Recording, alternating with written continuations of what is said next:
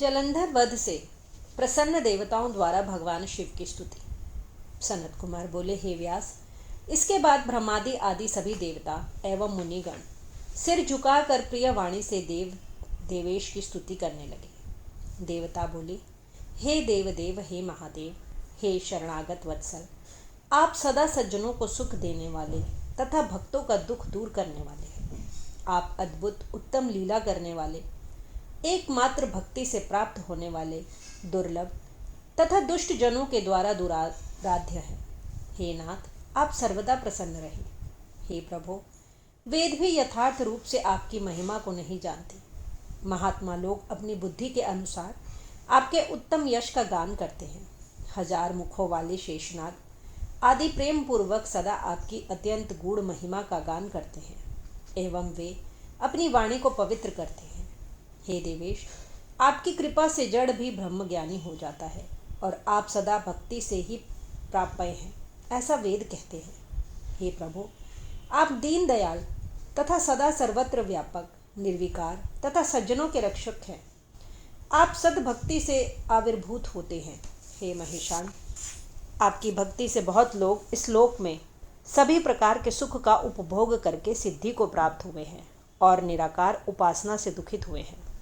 हे प्रभु, पूर्व समय में यदुवंशी भक्त दाशार्ह तथा उनकी पत्नी कलावती ने आपकी भक्ति से ही परम सिद्धि प्राप्त कर ली थी। हे देवेश, इसी प्रकार राजा मित्रसह तथा उनकी पत्नी मदयंती ने भी आपकी भक्ति से ही परम कैवल्य पद को प्राप्त किया था।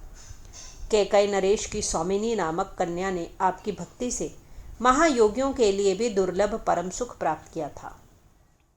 हे प्रभु, राजाओं में श्रेष्ठ विमर्शण ने आपकी भक्ति से 7 जन्म पर्यंत अनेक प्रकार के सुखों का उपभोग करके सद्गति प्राप्त की थी। नवश्रेष्ठ चंद्रसेन ने आपकी भक्ति द्वारा दुख से छुटकारा पाया तथा इस लोक में एवं परलोक में नाना प्रकार के भोग प्राप्त करते हुए वे आनंद करते रहे।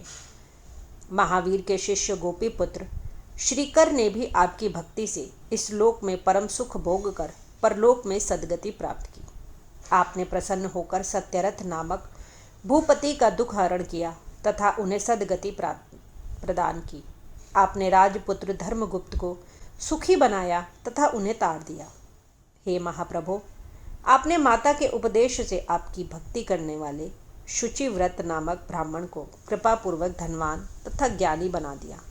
नवश्रेष्ठ चित्रवर्मा ने आपकी भक्ति से इस लोक में देव दुर्लभ सुखों को भोग कर अंत में सद्गति प्राप्त की। चंद्रागद नामक राजपुत्र ने अपनी स्त्री सिमंतिनी सहित आपकी भक्ति से सारे दुखों को त्याग कर सुख संपन्न हो महागति को प्राप्त किया। हे शिव, मंदर नाम वाला ब्राह्मण जो वैश्यगामी, अधम तथा महाखल था, वह भी आपकी भक्ति से युक्त होकर आपका पूजन कर उस वैश्य के साथ सद्गति को प्राप्त हुआ। हे प्रभु, भद्रायु नामक राजपुत्र ने भी आपकी भक्ति द्वारा कृपा प्राप्त कर दुखों से मुक्त हो सुख प्राप्त किया और माता के साथ परम गति प्राप्त की। हे महेश्वर, सदा अभक्षय भक्षण करने वाला तथा सभी स्त्रियों में संभोगर्त दुर्जन भी आपकी सेवा से मुक्त हो गया।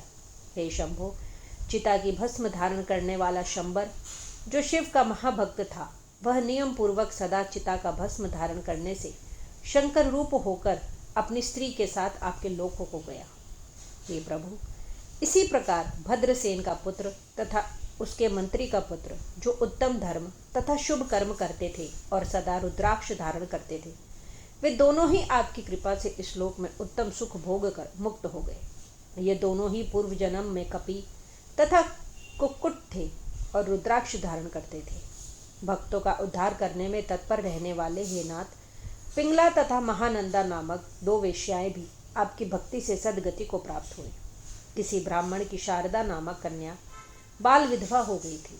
वह आपकी भक्ति के प्रभाव से पुत्रवती तथा सौभाग्यवती हो गई। नाम मात्र का ब्राह्मण वैश्यगामी बिंदु एवं उसकी पत्नी चंचुला दोनों ही आपका यश श्रवण कर परम गति को प्राप्त हुए। हे प्रभु, हे महेशान, हे दीनबंधु, हे कृपालय, इस प्रकार आपकी भक्ति से अनेक जीवों को सिद्धि प्राप्त हुई है। हे परमेश्वर, आप प्रकृति तथा पुरुष से परे ब्रह्म हैं।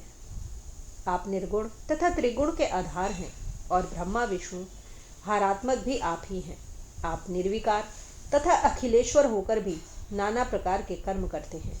हे महेश्वर शंकर, हम ब्रह्मा आदि सभी देवता आपके दास हैं।